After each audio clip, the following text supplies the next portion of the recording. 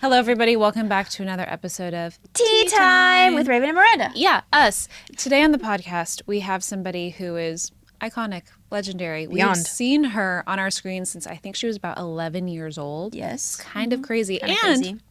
she may not know this, but she is responsible for my wife's sexual lesbian awakening. Because God. of I knew there them was a reason titties. why I was coming. Is those titties. Holly Robinson Peete is here, everybody. I knew there was going to be a revelation. There's always going to be a revelation on Tea Time. I cannot Holly, wait did you to know hear the this? story. Of course I didn't hear this. You saw my face. Go on. I thought maybe you I'm knew. listening. Holly. Don't embarrass me while I'm here, That's baby. okay. I We have pretend to. you're not here. Okay, Right? so obviously Raven and I are, will take us back to our dating days. We're getting to know each other. We're talking. How did you know that you were gay? What was your coming out like? She goes, Holly Robinson. And I said, Shut I was like, up. please explain. No She was like, way. you know what? Hang with Mr. Cooper, babe. We'd be backstage or whatever, offset, and she would change. And she goes, change in yeah. front of her. And she was like, that's when I knew. And she had the most beautiful boobs ever. They And were I was cute. like, really? They were really cute. And she was like, and that's how I knew. They're, it was- they're not as cute now, but they were cute back Yeah, then. we're all like this. Now, yeah, right? But, And you knew. Yeah. well, we were, you never know how you're going to inspire somebody. Exactly. We were very bonded on so many levels. Like we got in so much trouble because we were late back to lunch because we would go to like Roscoe's Chicken and Waffles. She taught me how to eat Yes. the Roscoe's And we would appropriately. play Salt and Pepper and Vogue, and like we were just Family. we were connected. And clearly. Holly Robinson and Sandra Quarterman were the first two ladies I got to do physical comedy with. They would do all kinds of things on that show, and I always attributed my education to physical comedy to the study of Lucy and Carol Yes, Burnett, yeah, same. but I didn't get to actually do it until we got thrown into a trash can and We had got thrown into guacamole. trash cans, The and- day bed that went like Yes, and Mark having different twitches or something. We were hanging Naturally. on his arms. Oh my God. We just did. We did. Remember the Japanese restaurant? that. Without Little a bit doubt. culturally appropriating. Yeah. Holly's style on the show was super epic. She was like classic 90s couture, but also like easygoing. She was fashion forward all the times. Welcome to the show. Thank you. What an intro. When we start with boobs, you know this is going to be a It's gonna be a good show. episode. I want to ask about a role that I did not know you were in, but you co-starred with someone. You were a lot, like 80s, 70s. You did a movie called Dummy. And you worked with... She is like, what are you doing? Go ahead, dummy. Yes. Yes, and you worked with a friend of mine, Yes. Mr. LeVar Burton. Yeah. Please tell me about that movie and what? Well, you guys were at my Hollywood Star presentation. Thank Yes. you so Yeah. much for being there. And you saw that LeVar was my presenter. He is like my brother, like from another mother. I met him when I was 11 years old. He was my mom's first client. My mom started a management company back when there were no black women doing that. And she convinced LeVar on the eve of Roots, which was coming out, to go with her as a management client. And that was how she started her management company. So I knew LeVar since I'm 11. And literally, my mom was like, there's a part in this movie of the week. That's what we called them back then. And it's called Dummy, and LeVar's playing a deaf mute who is accused of murder. And the irony is that, so I went to Chicago to shoot it. I just had like 3 scenes. And the irony is the guy who played my other brother, was 2 brothers, was Stephen Williams, who ended up becoming the captain on 21 Jump Street. Oh, wow. And so that was crazy because we played, so many years ago. Dummy was a big deal because I was in Chicago, and when I tell you it was so cold there, as Chicago can get, Yeah. and we had to shoot at the Cook County Jail. Oh, And the Cook County Jail is hardcore. Jesse would know. Take it out. Cut it out. Don't cut that out. Look, wait. That's called tea. So I was in this prison. I was only like 12 or 13, and my mom was totally fine with me being in this. I guess she thought it was going to scare me straight from what, I'm not sure. So I'm walking through the prison, and all these guys were like, hey, baby, and, looking at my little 13-year-old self. And my mom was like, you had a toughen your skin. She was a gangster mom. And so that movie just really just shook me. The other thing about that movie that I loved is that the other people in it. Because I just watched them in awe. Because I wasn't really sort of an actress yet, but I was learning. Paul Sorvino, who rest in peace, who's also just an iconic actor that everyone loved, was in it, and a lot of these other great people were in it. So Dummy was really special to me, and I just can't believe you started with Dummy. Like, that is so random. But LeVar, and he's your friend and my friend, like, he's just such a unique human being. Yes. So glad that we have him here on this earth. He's one of the cleanest looking black men I ever seen. He is so crispy clean every time. He's crispy clean, and his diction, he has the best diction in the whole world. And he has good jewelry too. Really good jewelry. You know, Holly, there's not a lot of women that can say they've succeeded in multicam and single cam. I mean, it's really hard, especially a woman of color, and especially kind of just being funny and serious. Why do you think you succeed in that? What makes what makes you different? Well, I had to, coming off of 21 Jump Street, which my kids are like, Mom, people still ask us why are you in a random cameo in the 21 Jump Street movie, because they don't know that it's based on a TV show that I was in with Johnny Depp and others. But coming off of 21 Jump Street and auditioning for Hangin with Mr. Cooper, I mean, they put me through the ringer to prove that I was funny, because I was coming off, all of these date rape and all these intense Jump Street themes. And so I really had to prove it, because I was funny, and I love being funny, and I love physical comedy. And I wanted to do that so badly. I just had to audition my butt off to just let them see. And I just did not think I was going to get that part, for that reason, that I hadn't done any sitcoms. And I was up against another bridesmaid, because we'll get to that. Okay. Leela Rashawn. Oh, we love Leela. Leela was super hot, honey. She was sunshine. Yeah. Harlem Nights. She's so hot. She was so on fire. And we laugh about it now. When she walked in the room for the audition for Cooper, I was like, oh shit, I ain't getting this part. Leela walked in the room and had a way of looking at everybody like, y'all think you're getting this part? Yeah. She was just that. She has girl. main character energy when she walks into her energy was so, and I was like, I'm not going to get it. And I remember calling my mom going, I think I did good, but Leela was there. So that's a wrap. So we laugh about that, because I thought Leela was going to get it because she was tall like Mark. And I was, shorter, and I just felt like she was a better physical match for Mark. That makes sense.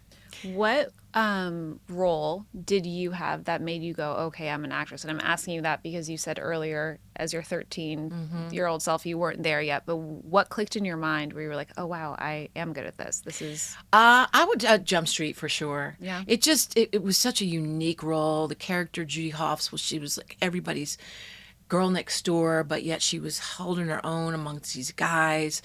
I had to go undercover, so I had to play different parts on the show. And I think there was one episode that made me go, oh, I'm not just faking this. Like, I can really do this. And it was an episode which was a date rape episode, which I think was like my coming out party for that show. And I just had something, the Holy Ghost came in me, and I just did this scene, and the crew was like, oh, like, what happened? Like, it was a moment. And I remember Johnny and all the guys came up to me and go, wow, like, it was my acting cherry was popped on TV in that moment, where the guy, my date rapist, who really doesn't know that I didn't consent, didn't get all that. And remember, this is 89-ish, 88-ish, so like, people weren't even talking about this on TV. And he didn't know, the character did not know that he had done anything wrong. He couldn't understand. He came to my house, and I had my gun. I was ready to shoot him. And I explained to him what you took from me. You took something from me. Yeah. Like, I'm not the same anymore. And he's like, why? Because you gave me all the right signals, and then I just acted on them. I'm like, no, because you knew no matter what, I didn't want to have sex with you, and you still took that from me. It was just a moment. Yeah. And I think that was it. That was it, when I was like, oh, okay. Look at me. I got this. I done gone to the next level. Love that. Yeah. That's So that was really cool. Hey, you guys. I don't know if you guys knew this, but I have been working for the last maybe 35 6 years of my life. You've been working a long time, babe. And I just want to know, how does workplace stress affect you? Because I know that many, many of us can relate to feeling really burnt out by work. Well, I started getting migraines and feeling mental unwellness at a very, very young age. And at 18, I decided to go to therapy. Therapy is really wonderful. I love therapy. And daily practices like walking, getting outside have also really, really helped me. And I do agree that the benefit of therapy is significant. It's priceless. And did you know that BetterHelp has over 30,000 therapists, and it's one of the largest online therapy platforms that has served over 5 million people globally? Like, I wish I had BetterHelp when I was 18. I absolutely agree. And something that I really like about BetterHelp is that there are so many options. You can find the therapist that fits best for you at any time. Listen, if you are dealing with anything, whether it's work-related stress, family stress, or just feeling unwell, get help now. As the largest online therapy provider in the world, BetterHelp can provide access to mental health professionals with a diverse variety of expertise. Unwind from work with BetterHelp. Our listeners get 10% off their first month at betterhelp.com/its-teatime. That's BetterHelp, HELP.com/its-teatime. My question to you is, what's your favorite country to film in? Is it America or is it Canada? It's Canada. Why? Just because that's where I started on Jumpstreet. There was not a lot of filming going on up there in 1986 when we went up there for the first time. And Stephen J. Cannell, who was our producer and creator, had the forethought, the ingenuity to say, I'm going to build a studio in Vancouver. And there was nothing up there. Now everything's up there. Yeah, everything. So he did that at a time where, when I got Jumpstreet, I was like, where am I going? They were like, Vancouver.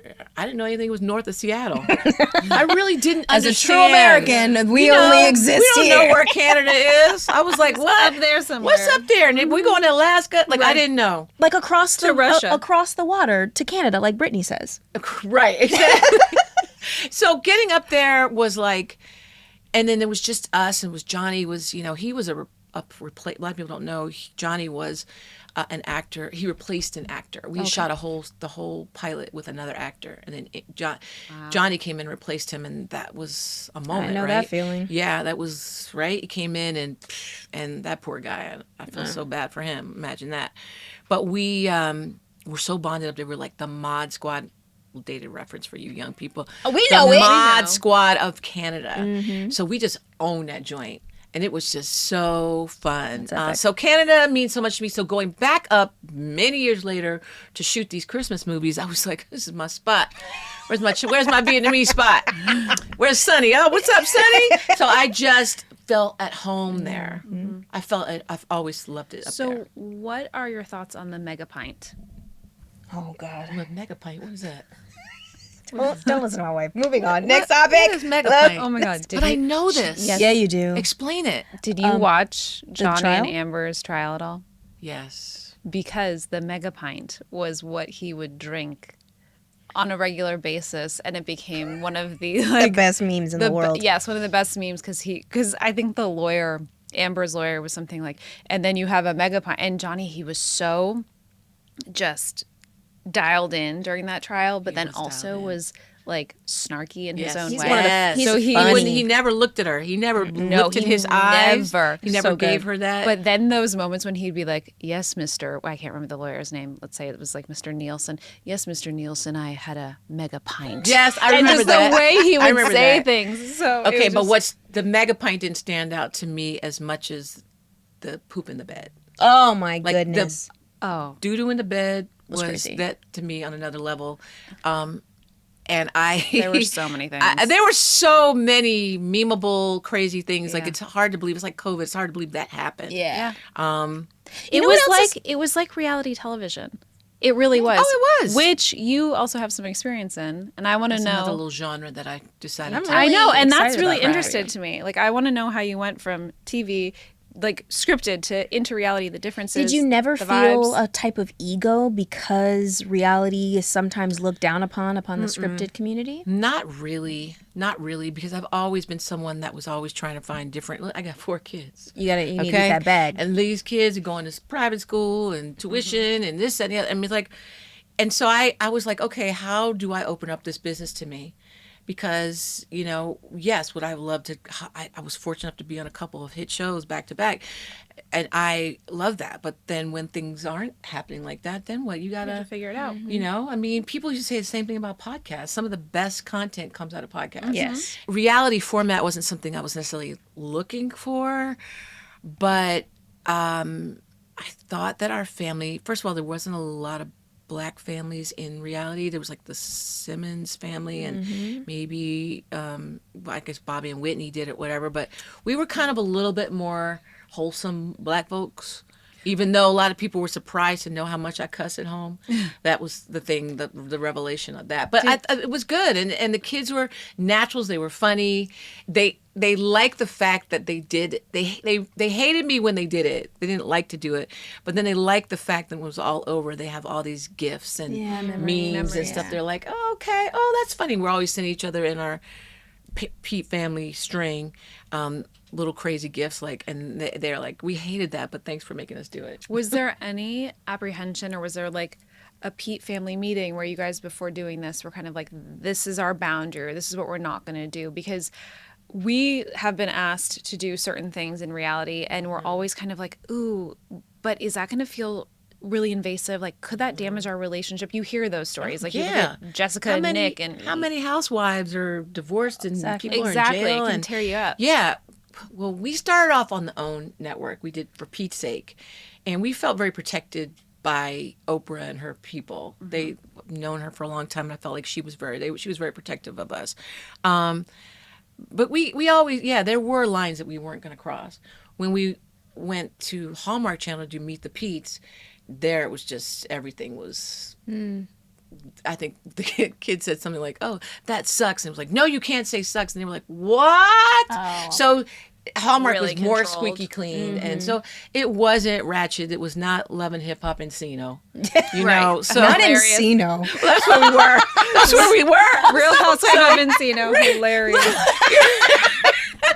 You know what I'm saying? Yeah. That we're not trying. Nobody's getting too ratchet up in here. Oh my God, hilarious! Go get Ryan off the pole. That's so. You know what I funny. mean? Like, it wasn't crazy. So we used to laugh about like what our show would be like after dark. Like if they saw like sort of the real us, meaning that we cuss and we're crazy. But yeah, it was fun. I mean, I can understand how you went to reality when you have moments of, like, for instance, being at an Oscar party and your water breaking on Samuel L. Jackson's shoes. That's something you definitely would want to capture on screen. That makes good TV. That makes good That's some TV. good content right Whose there. child was that? Whose child was that? Whose child? Babes. Sorry, which child? Rodney. I got some slanted to do. That was Roman. And Roman, the last boy. Why do we go to crustacean every year on his birthday? Oh, really? To the amniotic fluid booth.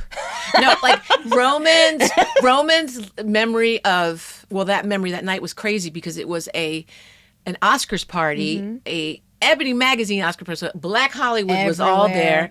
Arnold Turner, photographer was there. He shot everything. And I was so mad when he was taking these pictures, but now they're like, it's like a flip book. It's my favorite photo.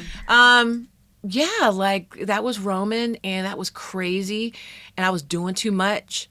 I was actually supposed to go to the Oscars with Malak Rock, Chris Rock's ex-wife. He was hosting that year, and imagine if that shit had happened. I would have been so mortified. So somebody was looking out for me that it happened 2 days before, or the night before. But yeah, water broke. Had to put a tablecloth around my waist. Sam was like, Did you finish the me. crab before you left? It was the crab that put me. Did it? It was them garlic noodles that put me in the labor. Spice. The garlic noodles are smoking, baby. Yeah. Okay, they are so Let me tell you about bomb. Holly. She knows how to eat. That's a hot tip. I do. She knows how to eat. I do. I'm telling you, she taught me how to eat a couple of things. Back in Cooper days, I was skinny as a rail, but I was choking back that she food ate like so it was. much. Yeah. That's lucky. So You had a did good you work out? metabolism. Yeah. Did you work out a lot that I just didn't see? Or you just naturally like that? I was just bony Maroni back then. And just eating. You saw how I was eating. Oh, yeah. Fried chicken, #9 Country Boy special. That's all I order now. That's all I order because It used of to her. be Obama special. Then they changed to Obama, and then they took it back. And now It's just a Country Boy special. That's Country how I Boy. learned it. Yeah, Yeah, it's #9. So really, the fluids went all over Sam Jackson? Literally, he was sitting here, and he was like, "The fuck?" Like Sam, right? He's like, "I know." And he got up and was, shaking his shoe out and was like, "What the? You owe me a pair of motherfucking shoes." Yeah, you do. And his wife Latanya drove my car home because Rodney had to come down. I had to get in the ambulance. I've got pictures of me in the ambulance on the stretcher, holding What a dress were you Blackberry, wearing? A black, Holding a cute, Blackberry. Oh my a cute God. little black dress. Had my, my face all done, nose this spread across because when you're pregnant, pregnancy nose is a thing. I was pregnant in my nose. Yeah. And it was just such a crazy, crazy night. And then, because Rodney went to USC, right? The ambulance has to by Why law. USC? You'll see. Okay. The ambulance by law has to take you to the closest hospital, Right. which was UCLA. Oh. I was like, are you kidding me with was like, this? "My Oh, kid no will not child be of mine is going to be born. I was like, Ruined. if Yeah. you don't. So I had to he had to sign a waiver, and he bumped me over to Cedars-Sinai to go to the hospital. I'm sitting there, wow. baby bouncing, all because of this UCLA that is rivalry. so I'm like, funny. I don't get that. That is so funny. I was born at Cedars too. Yeah, Cedars, and my doctor was waiting there. It was all good, but I would have delivered it. I would have delivered it anywhere. Just wanted a safe, healthy delivery. And this brother was like, "No, we're gonna bounce down the street." So how soon after your water breaking did you deliver? About I want to say maybe 5 hours, 6 hours. That's really fast. Yeah, it was fast. But that was fourth baby. I was number 4. Yeah, So I was your like, body okay, knew here we what go. was up. Yeah. My wife's previous career was a doula. You were? Yeah. Oh my I'm a former birth doula. That's why I like to ask all the questions. But I was going to say, I wanted to have a doula. Who was it? It was Ricky Lake that made me want to have my Oh, last. she's I huge on wanted it. to have Yeah. that experience, but I started with twins, and Rodney was playing football, and we had to time it and a C-section, the whole thing. And then once I had that first C-section, I could never really do that VBAC thing, yeah. And I was always like, oh, what did those hormones feel like? yeah. And then I realized, I had a hormone cocktail. It was the best feeling in my life. It was like an orgasm and drinking tequila at the same time. I was like, didn't All feel that that. oxytocin. Didn't get that. Wait, okay. That's actually interesting, though, that your water broke. And you at least got to experience that. Because I've never, that was, Yeah. out of the 3 pregnancies, 4 kids, I didn't have the water breaking. They always broke it for me. Yeah. So that was fun. And, that's why, I always say that's why Roman's got that curly hair, because of those garlic noodles. Hilarious. They were like, so good. Twisted him. Yep. That's so funny. Speaking of your husband, Yeah. you guys are now co-hosting a dating show together. Yes. Which is a spin-off More of reality. Queensborough. I know. Well, And once you're in, you're in. yeah. Let's do it. And now you're in the dating space, which is also interesting to me because Yeah. that's where I'm trying to crack us into, because I think that we need Lesbian dating some, show. yeah, some representation. Hello. But what's that like? What's it like hosting? So much fun. Yeah. Well, we started with Queen's Court, where we had 3 celebrity women. I don't mean to do the air quotes again. I have a okay. bad habit of It's a doing thing. that. 3 celebrity women. Good job.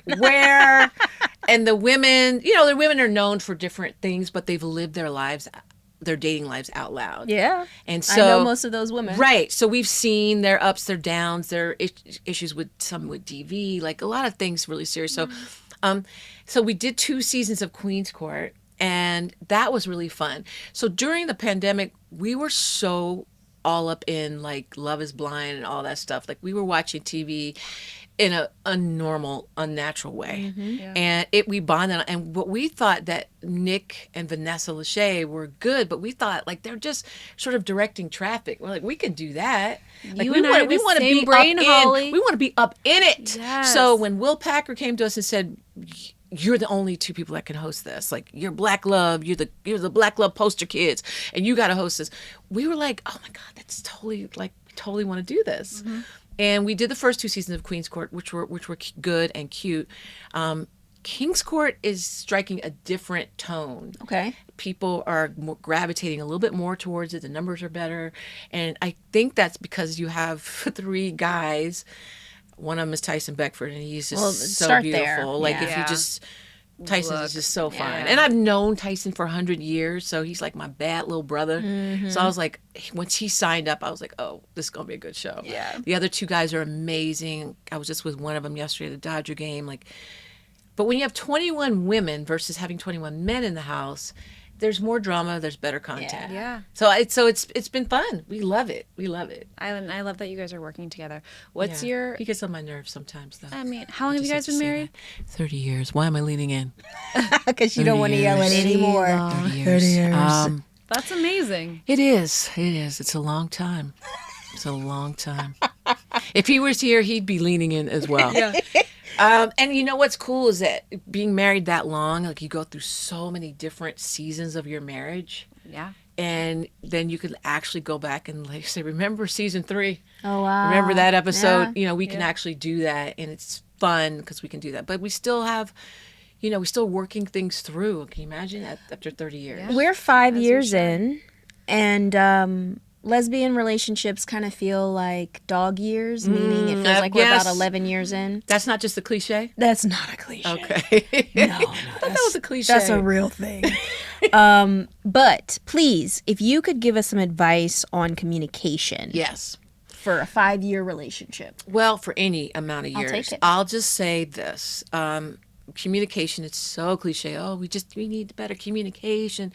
I mean, first of all, therapy is huge. If y'all do that, that's huge, because just having that third party who is objective and just is going to hold you accountable at the same time is so awesome. But we do these things called 20-second hugs. And that's when, if you are in conflict, no matter who calls for it, no matter where you are in this conflict moment, you have to stop, diffuse, and hug that person for 20 seconds. Oh, wow. Heart to heart. Now, sometimes when you're counting, you like 12, 13, 14. But something about like your thermally, like your heart being together, Yeah. it naturally diffuses, and you kind of forget. Not What completely. year did you guys come up with this? About maybe 10 years ago. Oh, okay. Yeah. So we've been doing that. It's the hardest part when he goes, I want a 20-second hug, and all I want to do is choke his ass. Yeah. So it's like, that's kind of hard. But when you do it, it automatically diffuses the conflict. It And you sounds kind of like- forget what you're doing. Okay, come here, I need that. And it's like, the last thing I feel like doing is hugging you. But after those 20 seconds, I'm like, okay. It sounds kind of like John Gottman-esque acts. Like we have a friend who, I'm not sure if you're familiar Oh, with the John Gottman, Gottman. yeah. What does he do? He's a therapist, and all based in relationships. And there's many practices which he'll give couples. And now it's like he has books and theories and whatnot. He owns something up in Canada. Oh, really? Yeah, so he has all of these different practices of how to navigate conflict, how to bring intimacy back in, questions that you're supposed to ask your partner. And we had a friend who came over and was telling us what she and her wife do. And I could just see, this was early, this was actually before Raven and I had even gotten married. And I literally saw Raven like throwing up in her mouth, little bits, because she was just like, this sounds like hell. Because it's like looking into your partner's eyes and gazing, and then like asking how you're feeling. Oh, do that. yeah. Going to bed, Yeah. before you go to bed every night, you list like 3 things that you're grateful for that the person did for you that day, and 3 things that you want to do better, and all of these things that might sound like you don't want to, but when you put them into practice, they actually create something. I mean, they for, work. for the record, so that I don't look like a pure dick out here. I have anger issues, okay? I have anger issues, and I think that for me, sometimes when I'm told, hey, this person says you should do this and it'll help your relationship, it makes me go, why am I following someone else's journey to get Yes, there? I yeah. want to figure out our communication That's right. before I find someone else's. That's right. So somebody telling me, I need you to look me in the eye because this doctor did, I'm immediately looking the Turned other off. way. Yeah. So and that's for the your record. little bit of a rebel, and the little bit of like, I think it's the person in you, the inner child in you that was told what to do for such a long time, that when Raven is then told there's any to kind of do. like authoritative We have a figure, problem. she's very like, no. defiant. Do that again. What do I look like? No. Excuse me. That's exactly what you look like when you love say that. it. And I get it, and it's fine, and it's whatever. But I like the 20-second They came up with that. Yeah. They were together for 30 years. They came up with that 20 years into their relationship. Right. So right. like it got to a point where you guys knew there needed to be a different way of communicating. We needed something else. Yeah. And like I said, there's seasons. So it's like the first 10 years, Holly, is I'm a different wife now. I let things roll off my back. Things are not that deep as they used to be. I you get to that place where you're not so like every little thing doesn't always. Now it's like little things like, sounds. Like I can hear him breathing. Stuff like that. Yeah. Like I hear the breathing. He hears me, but he hears me eating. Apparently I eat loudly and make noise when I'm eating. That drives him nuts. And so now we just laugh about it because I'll mock him and then he'll be like, I know you not mocking me, Miss Smacky McSmacks a lot. Like what? I know, and I'm like, I don't do that. And then he'll videotape me, and I'll video. So you guys have fun. We have to now, because we've been through a lot of stuff. Like Rodney had to get sober. Like we've had some stuff. Yeah. And I'm like, and I think I'm not sure if I told you this. I'm writing a memoir, of course. Yes, I know you are. Yes, So writing a memoir has been so cathartic. And it's great. It's like just these little essays of my life, and talking about some of these things. It's so great, but it's so hard because you just have to relive all this stuff, and it's very difficult. But it's been really helpful for our relationship because then I'm like, oh my gosh, like I was a different person then. I'm not her anymore. So it's been a fun journey. I think it's so cool. I think it's so cool to get to do life with someone that you really love and that you can grow with and enjoy and have that, because even though we're still like a baby marriage, we've known each other for 10 years, we've been married for 5, and I'm not the same wife either. Like I've just changed so much. I'm not the same person that I was when we first met, and I think that it's special to be able to kind of evolve together and grow and build a life. And I don't know. I think it's really cool. And I think that's what a lot of people are missing, I think, especially in this climate. You go right to I'm leaving, you go right to divorce, and you forget that. It's easy to quit. It's easy to quit. It's easy to quit. It's so easy to quit. And by the way, I have friends that have been quitting my whole relationship with them, that they don't have kids. My best friend has no kids and has never been married. She has a long, amazing relationship. Yeah. My bestie, Terry Ellis. She's the cool, unencumbered auntie. They love some Auntie Terry. But she went through all my pregnancies with me as if she was, people think we're the same person because we do look a little bit alike too. We're kind of the doppelgangers. And I watch her life. So not everybody is, you know what I mean? Like we have this idea that what you're supposed to be and what defines success in relationships. She has a great boyfriend. He's been around for over 10 years. They're so good for each other. Now selfishly, I want to plan a wedding. And I want to like celebrate her and them. And so it's really not about them at this point. Having a vow renewal? We've done it. And did you not invite Raven to be a bridesmaid for round 2? No, because she was still mad at me for putting her in that dress. Oh my God, that's so cute. How old were you, babe? Raven, you were 9-ish? So Raven I created a category for my Raven. She was a junior bridesmaid. I was a junior bridesmaid. Because I had little flower girls. Yeah. She was too mature to be a flower girl. Right. She was a junior bridesmaid. She was just... that was so much fun. I just, when I think about like some of the best moments of my life, her being there for me when we got married was so special. I love you. You got so special. Engaged. Rodney proposed. I remember the whole thing. When I got engaged, she was there when I got tell married. The story. I don't remember what episode, but I do remember it was a huge thing of everybody be quiet. Everyone knows what's going to happen. Holly doesn't know, but we were in the middle of a scene, and Holly's character, Vanessa, had a boyfriend, and it was Reggie Christoph. Miller. No, not Christoph. It wasn't Christoph? No, I mean, yes, Christoph was my boyfriend. Rest in peace, Christoph. Oh, that's right. Yeah, I loved him. Loved but him. it was Reggie Miller, who was a basketball player. Okay. Yeah. So Reggie Miller had to come through the door. So the first take, we had to get it for camera. We had to get it the first couple times for camera. Then I remember, I think it might have been the stage manager or maybe my teacher. I was like, okay, this is the one. Just make sure you stay in the scene. I was like, okay.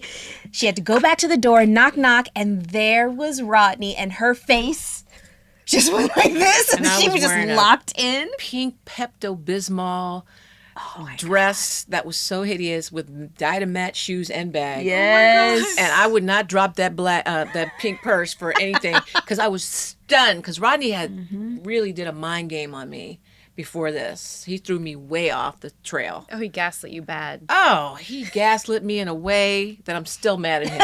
And it's 33 years later. Still working through it in therapy. I'm still mad at what he did because we went ring shopping, and then the jeweler was like, "Take the ring home and wear it over the weekend and see how you like it." I was like, "Take it home?"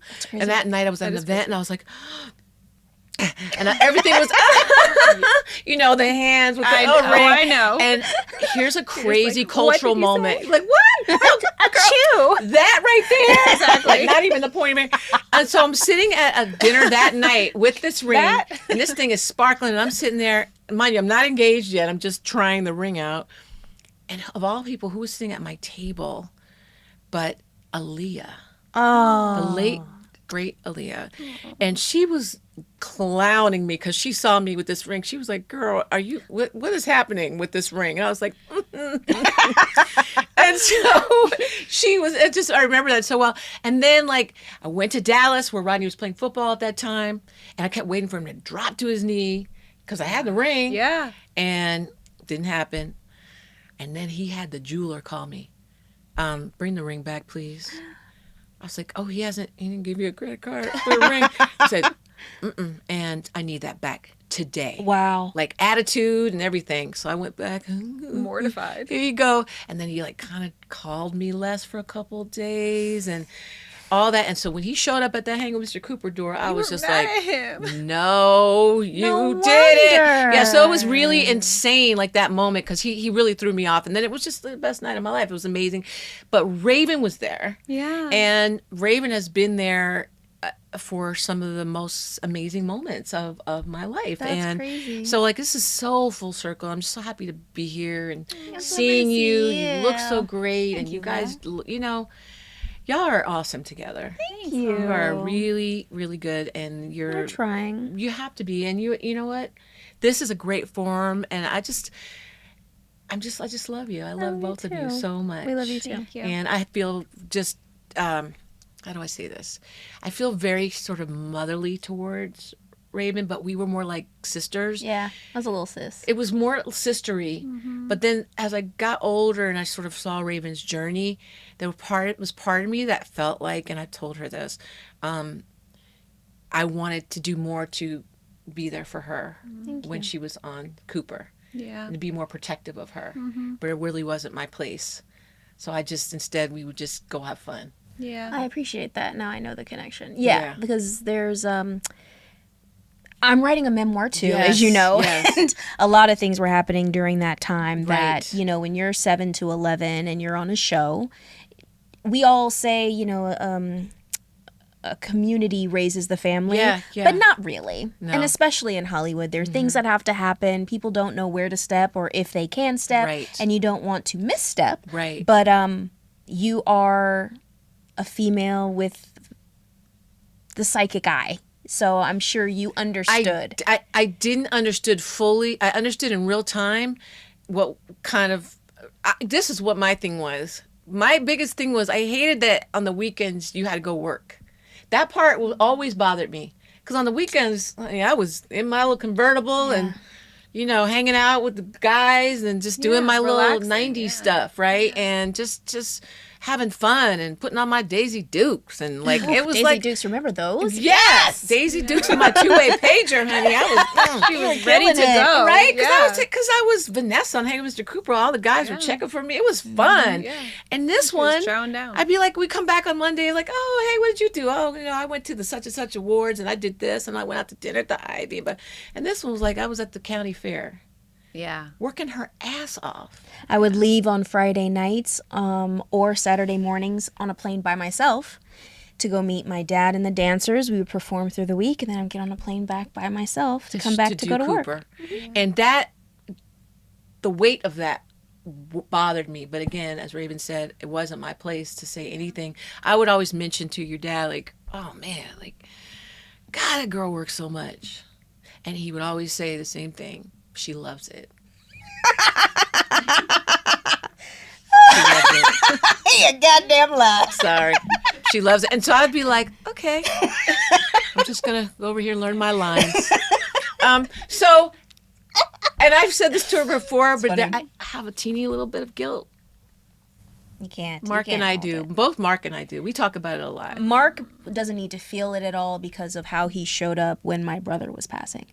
He came to Atlanta, and he was there for my mom, and he was there for me and my brother at that time. And you know Mark. We love a man, but some of y'all men are super sensitive when it comes to stuff like that. Yes. And he really put his big boy pants on and really sat there and took care of my mom's emotional. And, you know, my mom and Mark, they had such a brother-sister relationship through all those years. And I love you guys for doing that. And I think, just to be 100, we're feeling human beings, especially as actors, and being on a set for as long as we were, we could look at each other and know that you're about to go left, so I'll go right. We have this simpatico. So even though I'm 7 years old at the time, I think the osmosis got into me, if that's the right word, and then now I don't hold any grudge to you guys. What I do is pay it forward. What you couldn't do at that time, I try to do for my kids on my show, knowing that you guys were also, how old were you on that show? Because I was only 7. You were 7, but I was like 25, 26, 26, 27. 26, 27. You're still so young, and I'm 7 years old, and my parents are there, and so, like, I can understand that, and you're in your like, you're thriving. So, but kids on my show, when they go through something or I see something, I, like you, wanting to put them in my car and be like, you have the floor. I'm not going to tell you to leave. I'm not going to say nothing, but here's your space to speak. And I think each generation, feeling what you guys are feeling, we try to make it better on set each time. And that's all that matters to me. So you're fine. And I love you for it. I still feel that way, but what I'm most happy is that here we are. We're still friends. We're still connected. When I called you at probably the last minute and said, can you guys come to my Hollywood Star?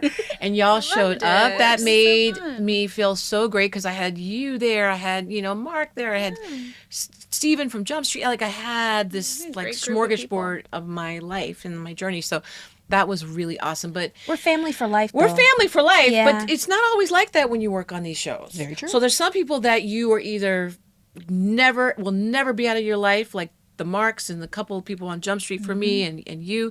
And there's some people who I don't ever want to see that person ever again. If I'm in the room with that person, I got to leave. You are very correct. So it goes one way or the other. I know exactly. And I know you do. I know you do. So the good news is y'all know who y'all are. Y'all know who you are. That we not I know you no more. Not at all. No.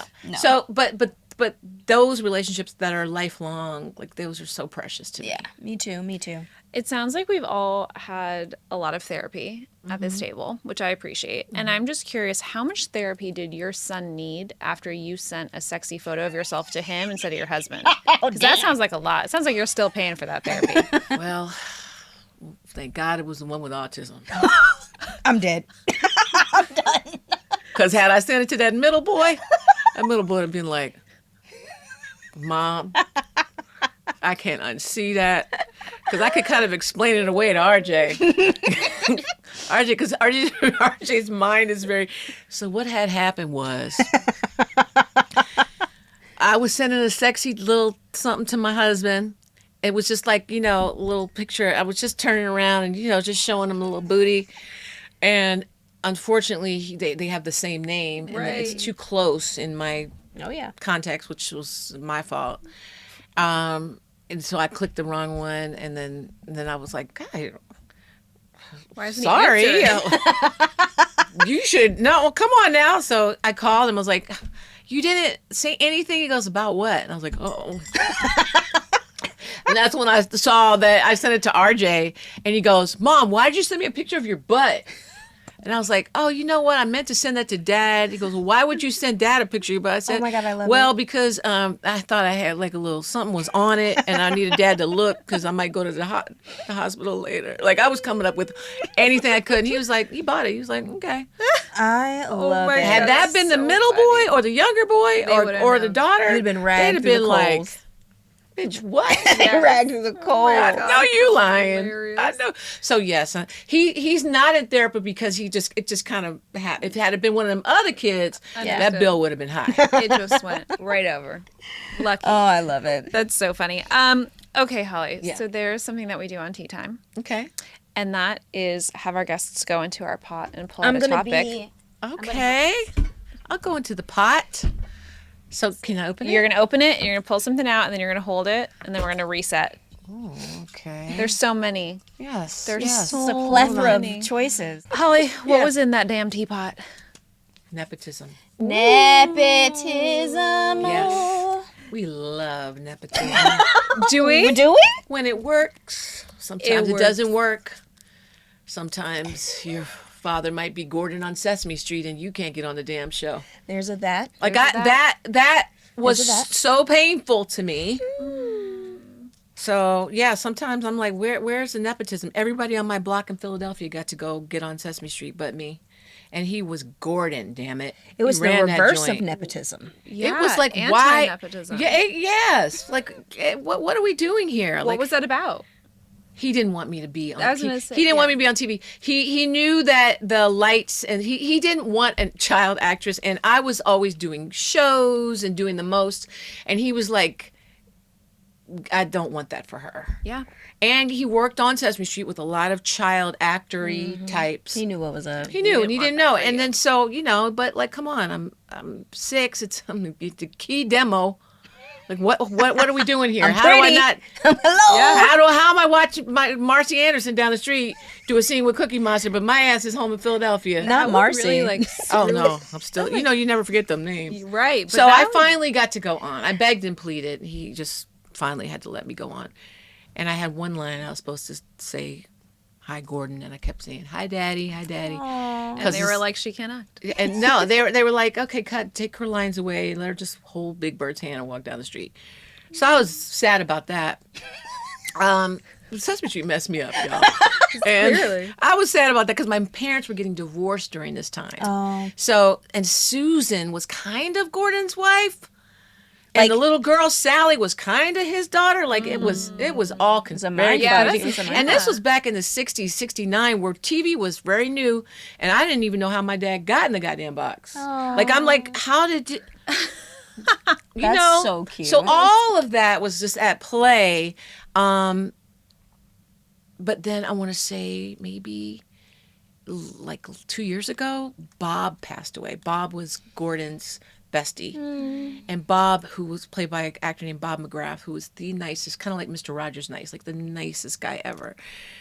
And his family, someone either in his family contacted me and said, I have this footage. I could never find my footage.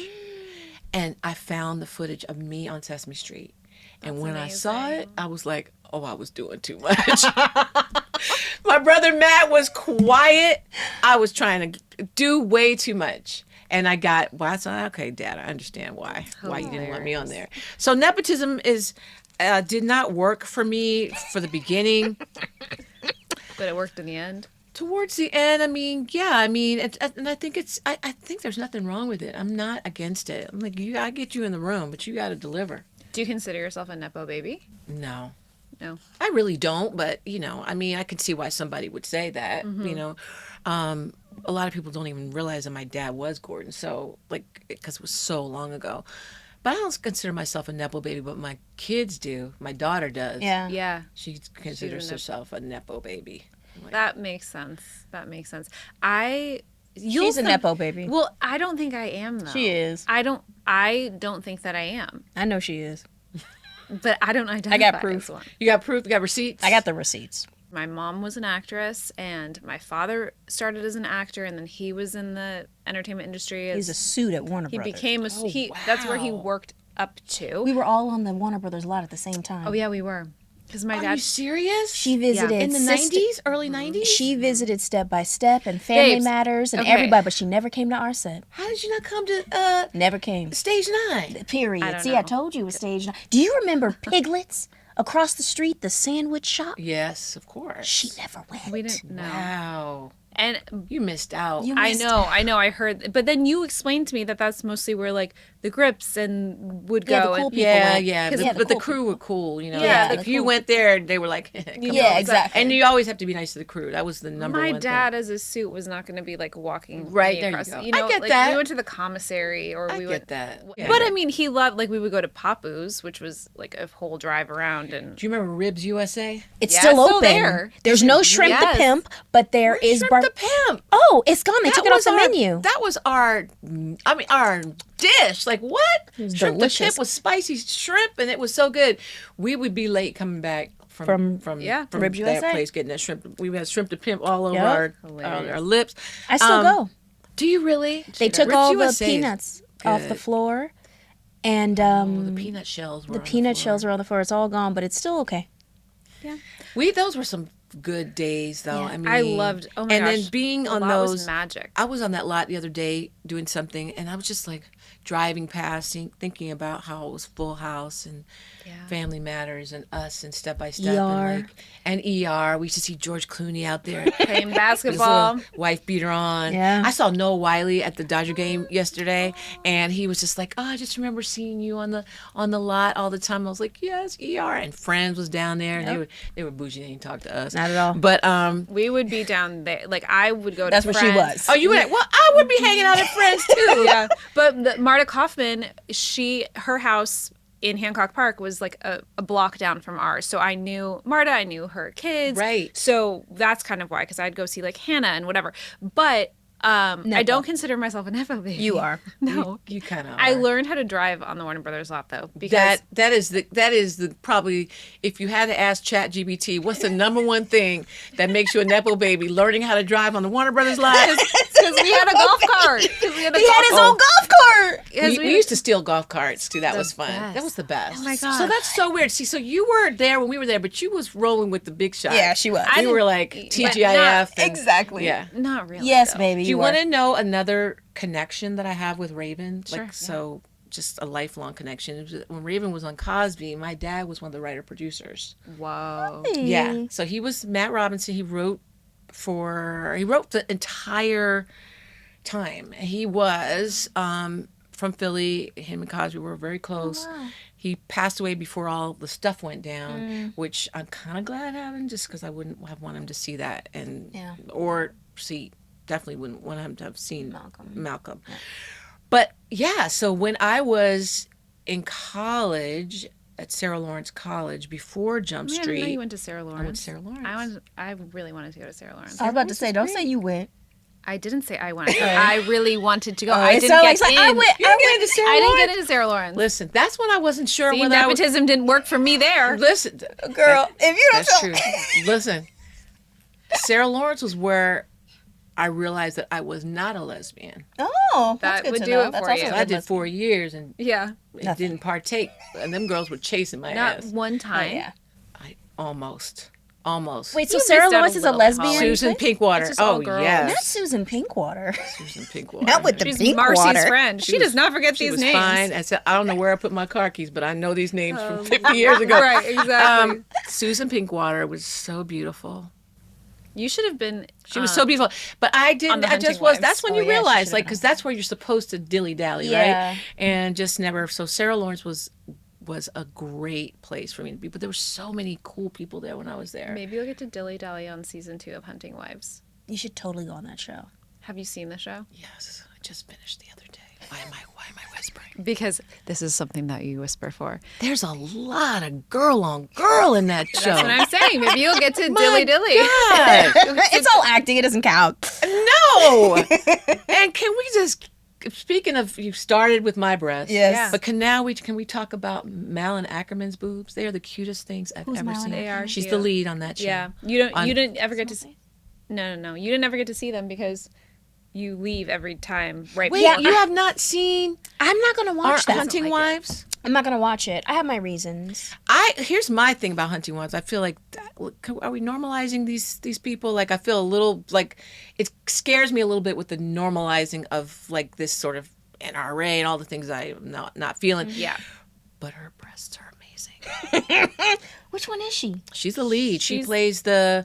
She's the not blonde. Brittany Snow. Oh, She's, yeah. she's not Brittany Snow, right? Okay, got right. it. Sorry about that, lady. Yeah, no. okay. Malin is she's a great actress. I really dig her. I like watching her.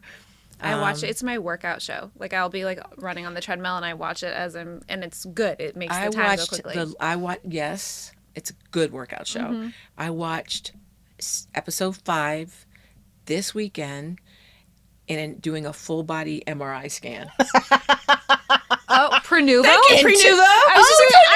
Thank you, Prenuvo. Yeah, Prenuvo. Yeah, That's crazy that you could hear because it's loud in there, even with the headphones. Yeah, but they figured it out. Okay. And so I'm like, and then I took a little something because your girl gets a little Relax, claustrophobic in there. And I was like, oh my gosh, this was awesome. And then when they were, okay, you're done. I'm like, can I watch episode 6 in here, please? Can I just lay in here? It's like a horny show for an MRI, Holly. Very. Yeah. It's a super like horny Her blood pressure show. is really her But I heart was rate. so doped up that it didn't matter. Got it. Whatever they gave me, I was Stayed like, calm and steady. And then I had the desire to go home and finish it, which I did. Good. Yeah, I was on and off about it like Raven, and then I kind of just Raven, what bothers you about that show? They're fake lesbians. It is somebody straight. I don't know who wrote it, but it feels like a woman did write it. Performative? it feels performative. Like I've lived in lesbian world long enough. I know how important it is to capture some straights and be like, got one. But this woman is just like, oh my God, calm down, lady. Like She is on one. it's fetishizing. She's not even a lesbian. She's just freaking horny. Like Yeah. she just has to get it any way she She's can a get it. pariah, and she just Yeah. like it's Yeah, I don't like that. It's a very wild character, but she played the hell out of it. I think it's great her for. and those boobs. yeah. And that I saw her body. Her body's great. slamming. And Yeah, she's it not is. young. She's in her No. 40s. No, she looks great. She looks great. Yeah, looks great. I was telling Raven that I was a little bit bummed about it just because we've been trying to sell this show with us as the hosts. And some of the feedback that we've gotten is that in this market and in this climate, it's just not going to be feasible to sell if it's, and I feel it's like a pure lesbian. No. Meanwhile, cut to here these little cute girls are with their cute little boobs, and it's all very it's See, straight that's the thing. fetishy. I was It like, feels I was like, fetishy. so this is how it gets slipped in. Like, Got you get to it. see women on women when they're put When through they're the married to lens men. of, Yes. like we're trapped like gay Right. women in straight relationships, or we're not saying what it is. what we're I doing. feel that. That's why I have a feel problem that. watching I it. feel that. Yeah, so it's a little bit of a thing. I left the show feeling not great. I was glad I watched it, and it was certainly entertaining, and it was a little, it was like a crack cocaine TV. Like you can't stop watching. That's it. how I feel. Yeah, But at the end, when it was over and the way it ended, I was just like, I felt empty. So I called Bestie Terry because she's watching it too, and she was just like, "Don't tell me because I got 2 more episodes." And yeah. I was Don't like, tell me I got 2 more. Episodes. I was like, yeah, You're not satisfied. No, I wasn't satisfied, but now I couldn't figure out what about the sex was bothering me, and that's it. Mm-hmm. It's very performative. It's very Totally. fetishy. It's eye candy. It's Yeah. eye candy. And it's not. It's soft porn. And even the one girl that she's kind of in love with, that she goes, did you get that far? Yeah, where yeah, she yeah, breaks yeah. up with her? Yes, I saw that totally. Yeah, even that was weird because she Yeah. was just like, Yeah, and then walks I out don't of her feel house that way about you and anymore. she cuts to a It's little high school smile. conversation with feels these that grown way. women. And Yeah. then the writing was a little crazy to me. But The I writing watched isn't- every episode. the writing every isn't great. episode. It hooks you in a way, and that is the crack cocaine of it. It's like it's bad for you, but you're Yeah. gonna keep going. Yeah. and there you go. Nepotism. I want to get back to nepotism Yes. a Okay, little let's bit. do it. I want Why to do talk. you think it's such a controversial topic? Okay, I was talking. You guys are so funny. I wanted are to. I want so to talk about what entertaining. I was going to talk about. Okay, I want to talk about the fact that I don't get to enjoy it. that's very personal too. I like my question better. Why do you think nepotism is such a controversial topic in the entertainment industry? Why is it so controversial?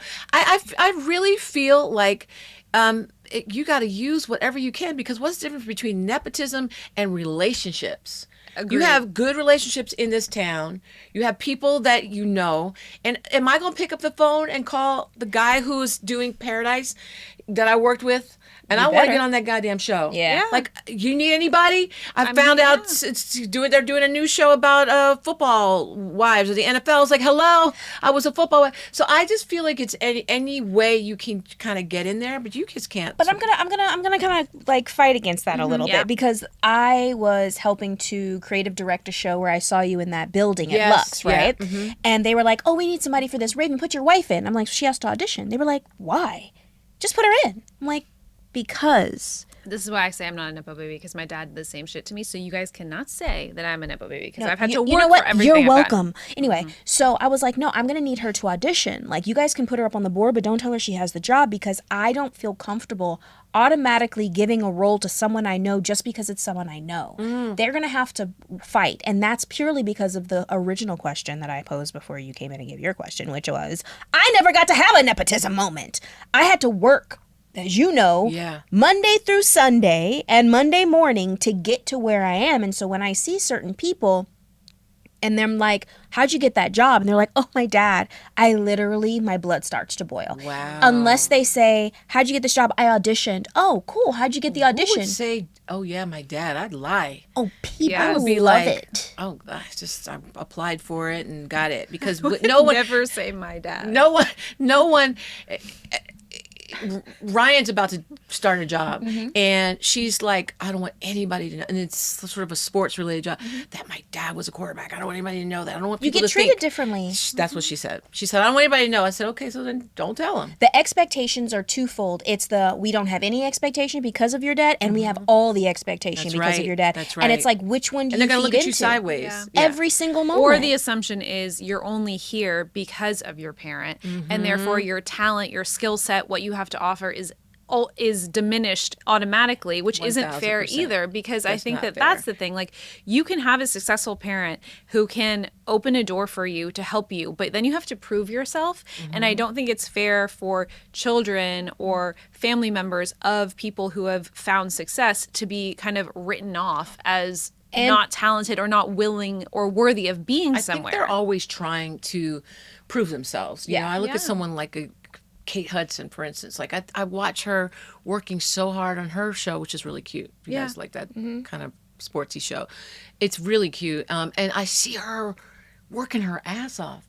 She really doesn't have a whole lot to prove at this point. Yeah. But I still see her at this big age making it happen and working, and almost like you've got to continue to prove yourself. You do, and I think there's a difference between people, you know, who have their parents and the parents help them get into the position and they start at a higher level than they actually should. That's true. Compared you start to on third base. You start off in third base. Yeah. I need you to start at first. Like, this is how it is. The other thing I was going to say is, and you can help me, and maybe, probably not, but definitely you can help me figure this out. Thanks, babe. No worries.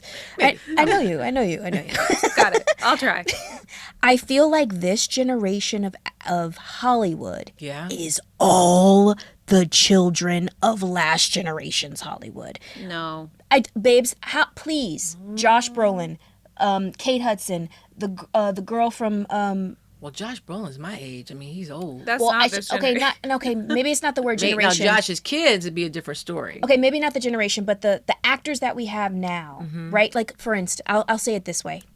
Good luck cutting this, Jack. Jack Nicholson, did he have a Nepo parent? Did he have a mama daddy in the industry in any kind? I think so. No. Okay, so But his world, kids. his kids for sure, Right. but his world, these were new people coming in. Yeah. They created this beautiful Hollywood, and now all of their kids I are see that. here now. I see that. I see Johnny Depp's daughter. Mm-hmm. Now, if I'm taking inventory, I see there are a lot of them out there. There are a so lot of many them, now. but there are also not a lot of them. I think that's the thing too. I mean, you can go Bruce and Demi's kids. You have the Jolie Pitt kids. You have, I mean, the 'cause guy those from Novocaine, Meg Ryan and Dennis Quaid's kid, yeah, and I mean, but Denzel. I can go the on. Washingtons for sure. I mean, yeah, that's because people have jobs and then they have kids. Like, Yeah, I but mean, like, that it wasn't happens. happening in early a Hollywood. lot of them also, their uncles and godfathers and godmothers are heads of studios. Yes, Yeah, yeah. yes. They grow up in this community, and then like John David, perfect example. He went to he went to Morehouse and he, was trying to be a football player. He was calling Rodney Peete, like, can you help me be a football player? And that didn't work out. And he was like, He went to Campbell Hall with me. Figure it out, right? And so I think there's an evolution of them, but I don't think was as easy as like, hey, just go out and get a movie. Like, I think I think they got to get out there and they have to prove themselves. So there are some people that are looking down their nose at them because, oh, you're Denzel's son, and how is that going to work out? Yeah. And so they take on more challenging roles too. Totally. They and do. sometimes it's just in your makeup. Like, I know you're saying, and there probably are so many more examples of this, but think of Judy Garland and Liza Minnelli. Like, there were those situations back in the day. There will Very always few, be. but they were there. Yeah, but there were less people and less movie stars and less people on our screens. And so I think, like, of course there's going to be more now, but sometimes that is a talent that can be passed from generation to generation. I know an actor who is an older actor who has daughters and sons, and they all have wanted to be in the entertainment industry and they're not good. They just don't have it. And their parents know it and don't try to use the nepotism thing. Or they do sometimes. No, they have tried, but that's where the difference is that they have tried, they have put them in things, they've said, here you go, here you use my name, go ahead. And when push comes to shove, it failed it's failed because the kids aren't good. They're not actors. You guys remember Sofia Coppola? Of course. When she came in and ruined that franchise. I mean, I don't mean that you ruined the franchise. I'm sure she's watching.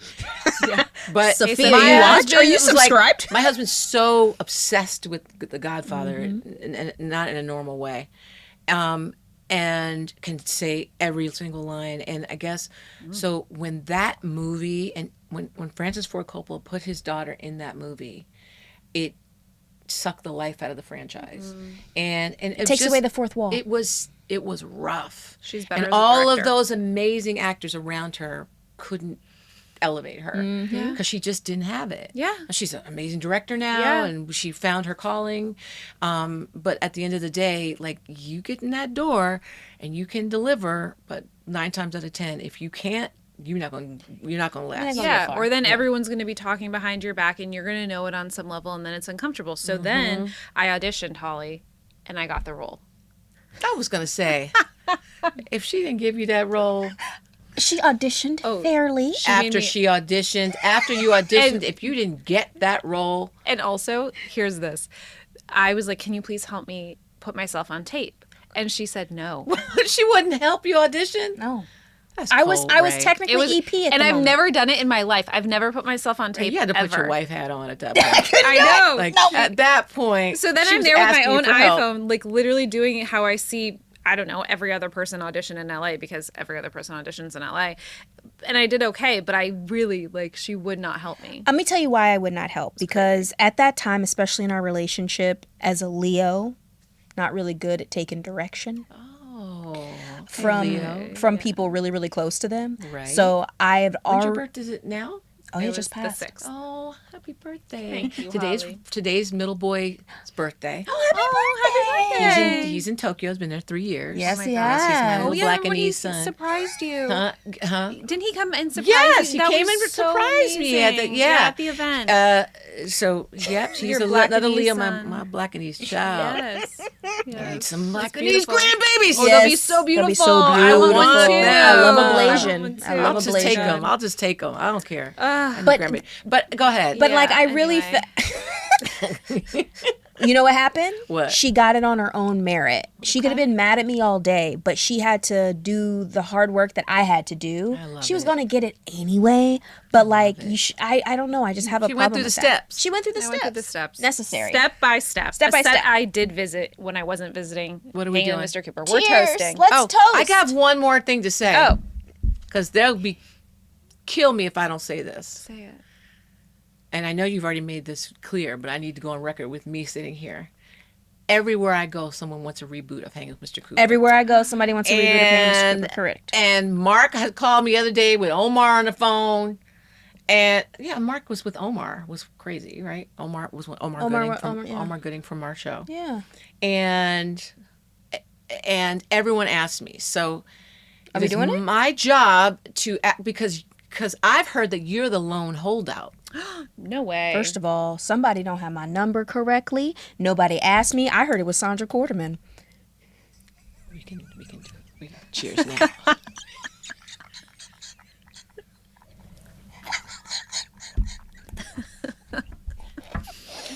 Let's toast. Last year, the first American Cafe Joya opened in New York City, a cafe that employs crew members with intellectual and developmental disabilities. Empowering them through meaningful training and employment. The cafe aims to promote inclusion in the workplace and change the perception of the economic world by demonstrating the capabilities of people with disabilities. How I need beautiful. all It's that in New York information. City. In New York City. That's in New York? I love that we're toasting to this because for those give of me you that guys information? who don't know, Holly Robinson and her husband has an amazing foundation called the Holly Rod Foundation that does amazing work within the community of Autism and Parkinson's. Parkinson's. My dad and my brother and my son. Yes, please give us a little taste of that. Yes, so Holly Rod Foundation was started over 26 years ago for families impacted by Parkinson's. My dad, who was a great television writer, not only did he write for Cosby, but he also wrote for the Walton, Sanford and Son, Eight is Enough, and I think the Jeffersons. Stop. We got to stop. Like, this man was writing his butt off. But do you want to know just how what's we're on- connected? Oh, Even God. deeper? What now? Guess what my first role was ever? It was on the Waltons. I'm not a Nepo baby. I was going to say, how'd you get that job? Literally. And when you see her in it, Holly, you got to see her in it. I need to see it. What did you play? A Girl number bridesmaid. 7. Yeah, girl number 7. Oh, my God.